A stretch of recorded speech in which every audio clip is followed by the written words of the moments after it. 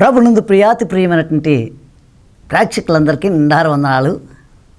దేవాది దేవుడు సృష్టికర్త మహాదేవుడు మన రక్షకుడైన యేసుక్రీస్తు నామములో మీ అందరికీ నిండారు వందనాలు. ఎందుకనగా దేవునికి బిడ్డలారా, ఈ సమయాన్ని చూడలేక, ఈ దినం చూడలేక మనకంటే జ్ఞానవంతులు, విద్యావంతులు, ఐశ్వర్యవంతులు ఎంతోమంది ఈ భూగర్భంలో కలిసిపోయారు.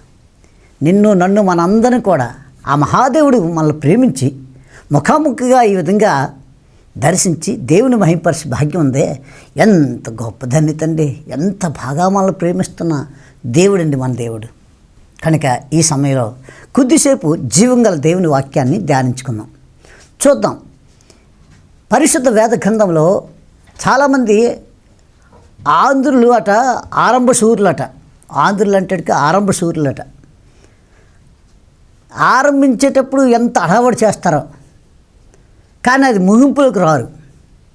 దానికి ఎగ్జాంపుల్ మా ప్రాంతంలో పోలవరం ప్రాజెక్టు ఎప్పుడో స్టార్ట్ అయింది. ఇప్పటికీ ఎన్నో ప్రభుత్వాలు మారుతున్నాయి, కానీ ఇప్పటికీ కాలేదు. అంటే ఆరంభకులు అన్నమాట.